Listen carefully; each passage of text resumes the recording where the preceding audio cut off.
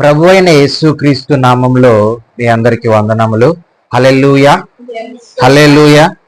చూడండి, యోహాను సువార్త 8వ అధ్యాయము 31వ వచనం నుంచి మనం చదువుకుందాము. త్వరగా యోహాను సువార్త పేజీ నెంబర్ 89 కొత్త నిబంధన, పేజీ నెంబర్ 89 కొత్త నిబంధన 31. కాబట్టి యేసు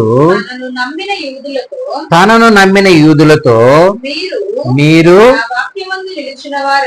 నా వాక్యమందు నిలిచిన వారైతే నిజముగా నాకు శిష్యులై ఉండి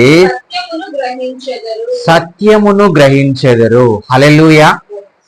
ఇక్కడ యేసు క్రీస్తు ప్రభువుతో కూడా యూదులు ఉన్నారు, అదే విధముగా చాలా మంది శాస్త్రులు ఉన్నారు, పరిచయులు ఉన్నారు, సద్దుకాయులు ఉన్నారు, అనేక మంది విశ్వాసులు కూడా ఉన్నారు. ఎవరైతే నా వాక్యమందు నిలిచి ఉంటారో వారు దేన్ని గ్రహిస్తారంట? సత్యంను గ్రహిస్తారంట. అసలు సత్యం అంటే ఏంటి? దేవుని వాక్యమే. ఈ వాక్యమే సత్యము.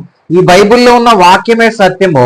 చూడండి, సత్యం అనంటే, ఈ వాక్యం అనంటే ఆది నుంచి కూడా అబ్రహాంతో కావచ్చు, మోషేతో కావచ్చు, దేవుడు యేసేపుతో కావచ్చు, యాకోబుతో కావచ్చు, దేవుడు ఎలా మాట్లాడేవాడు అంటే వాక్కు ద్వారా మాట్లాడేవాడు.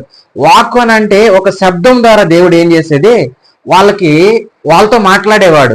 ఈరోజు మనకు దేవుడు చెప్తున్న సత్యం ఏంటంటే, ఈ సత్యము అదే కీర్తనాకారుడు ఒక మాట అంటాడు. ఏమంటాడంటే, నీ వాక్యమే నన్ను బ్రతికించును, బాధలలో అది నెమ్మదినిచ్చునని అంటాడు.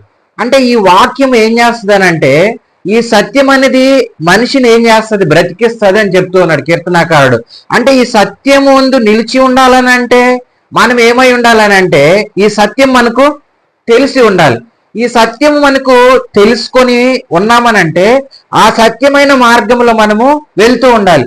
ఎందరైతే ఆ సత్యం అందు నిలిచి ఉంటారో వాళ్ళు ఏం చేస్తారంట? ఆయనకి శిష్యులై ఉంటారని చెప్తున్నాడు యేసుక్రీస్తు ప్రభువు.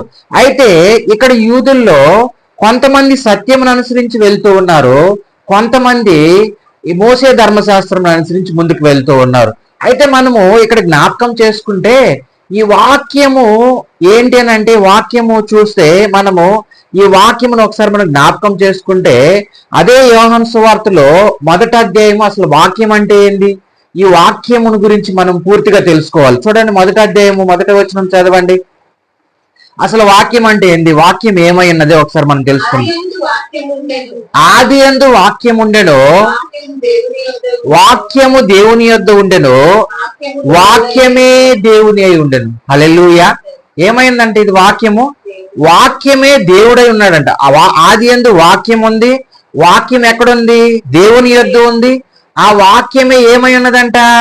దేవుడై ఉన్నాడంట.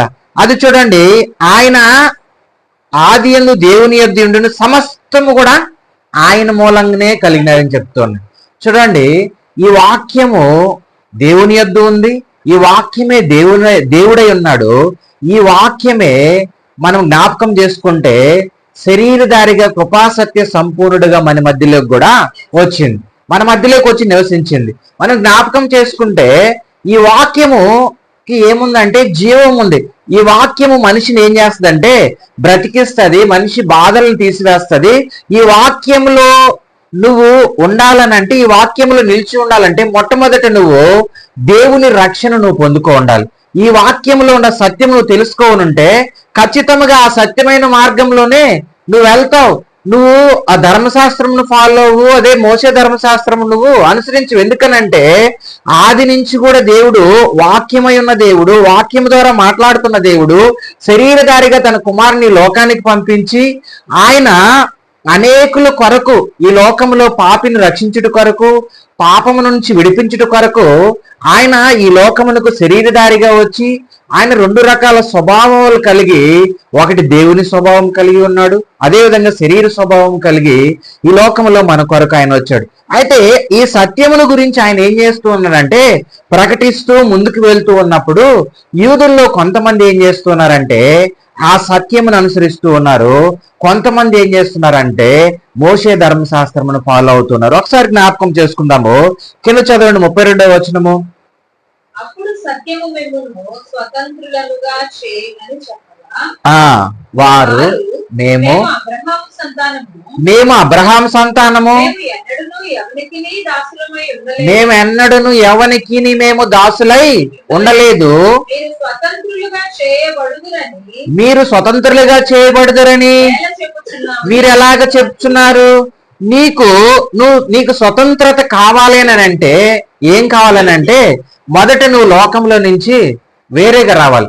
స్వతంత్రత నీకు ఎప్పుడు వస్తుందంటే సత్యమందు నువ్వు నిలిచి ఉంటే నువ్వేమొస్తుంది, నీకు స్వతంత్రత వస్తుంది.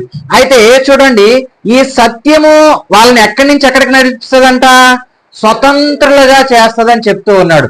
ఇప్పుడు మనము లోకంలో ఉన్నాము, చీకట్లో ఉన్నాము, మనము తెలియనప్పుడు, దేవుని సత్యం మనం తెలియనప్పుడు మనం అనేక లోక కార్యక్రమాల్లో పాల్గొన్నాము, దేవునికి దూరంగా ఉన్నాము. కానీ ఈ రోజు మనము ఈ సత్యమును తెలుసుకొని ఉన్నాము. ఈ రోజు మనము స్వతంత్రులుగా ఉన్నాము అని అంటే మనకి ఏమొచ్చిందంటే మొట్టమొదట ఈ లోకం నుంచి విడుదల వచ్చింది. హల్లెలూయా. ఏమొచ్చింది?